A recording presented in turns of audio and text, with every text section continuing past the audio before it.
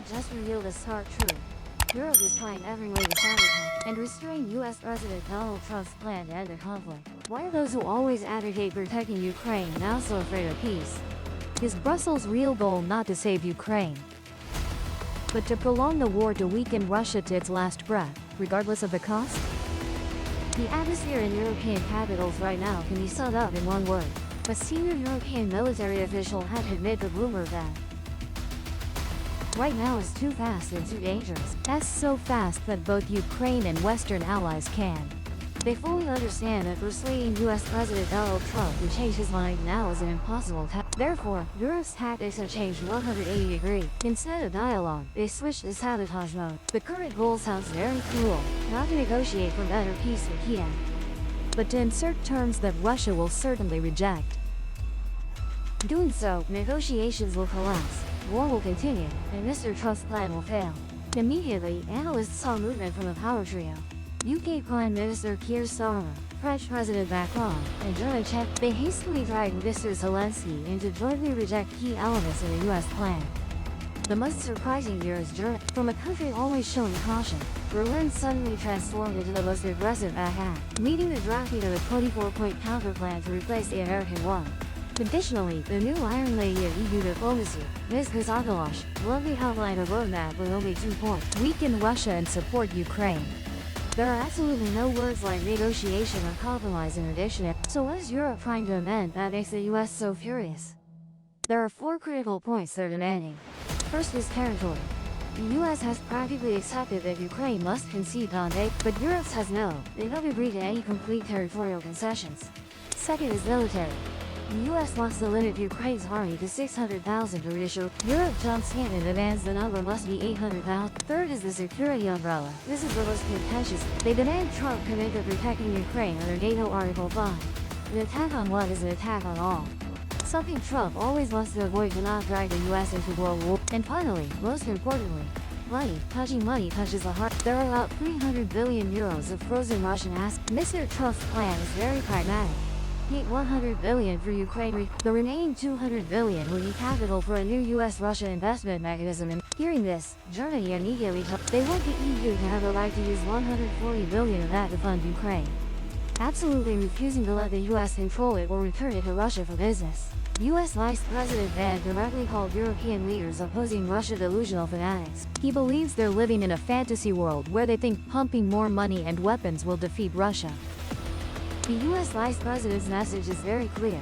Peace is only built by intelligent people living in a not by dreamers of a victory that never comes. Europe's 24-point plan resembles a desperate effort to cling to the old order. They don't just want their men, they want to reverse the game rules Trump is trying to set.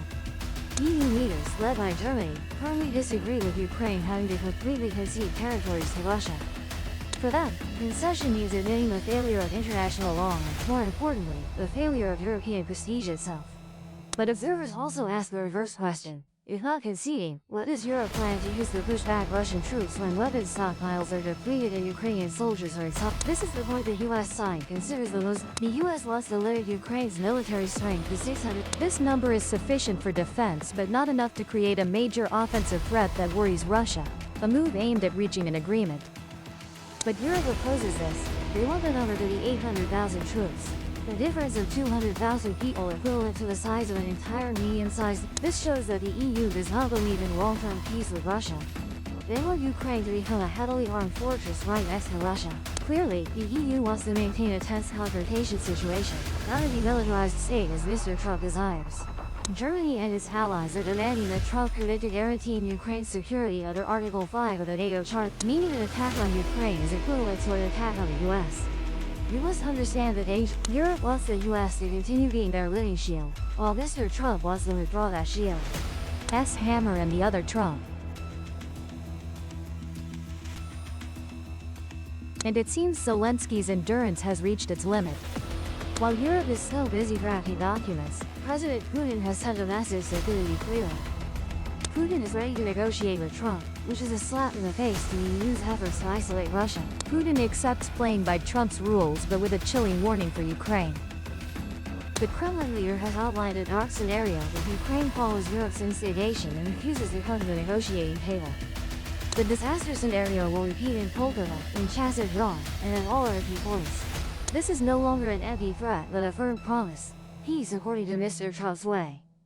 But what's more frightening for Mr. Zelensky comes from his biggest ally. Backstage sources show that the U.S. is using unprecedented dirty tricks. Tulin Visha, who is sent to Ukraine, did not hesitate to dig deep into the fatal weaknesses of President Zelensky's, the corruption scandals and internal political instability. He used it as a trump card to pressure the Ukrainian president to quickly agree. President Trump wants everything finalized before Thanksgiving. That's a true ultimatum if Ukraine refuses. Trump has threatened to completely cut off intelligence sharing and weapons aid. Imagine how the Ukrainian army would fight when blinded of information and running out of ammunition overnight. That's a scenario of complete collapse. In Geneva, during the closed meeting between the US and Ukraine, everything seemed to be settled. Sources confirmed the meeting progressed well.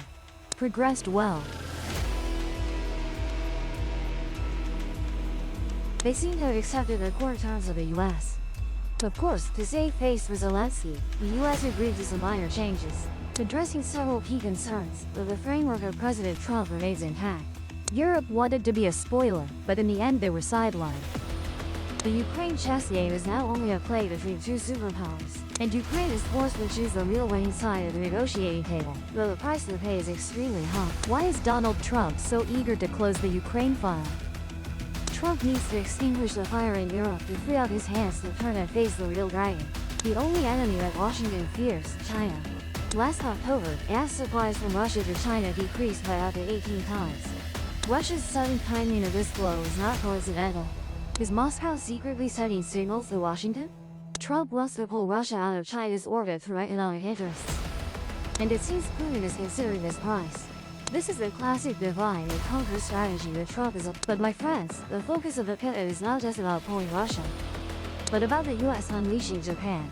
Analysts have never seen a Japan so tough and determined. Ms. Kakashi Singh, a powerful figure representing the conservative faction in Tokyo, made a statement that made Beijing restless. She affirmed that China using force against Taiwan would be a situation threatening Japan's survival. In this chessboard, Taiwan is not just designated by the US as a partner, but as an unsinkable aircraft carrier in the Western Pacific. And to protect this aircraft carrier, the US has turned the Philippines into a massive forward base. Manila allowing the US access to 9 military facilities, including 2 bases close to Taiwan's flank, is like the US placing a knife right next to southern China's sun. The trilateral US-Japan-Philippines defense pact is shaping into a mini-Asian NATO. Of course, Beijing is not sitting idly by watching the US and its allies. Foreign Minister Wang Yi explained that he was shocked by the public misleading signals from Japan's leadership. For China, Taiwan is a red line stained with blood and absolute taboo. The overall picture is clear. President Trump wants to quickly end the Ukraine war, accepting concessions to President Putin, not out of goodwill, but because he needs to focus all efforts eastward. Like the journey? Subscribe and join the next expedition.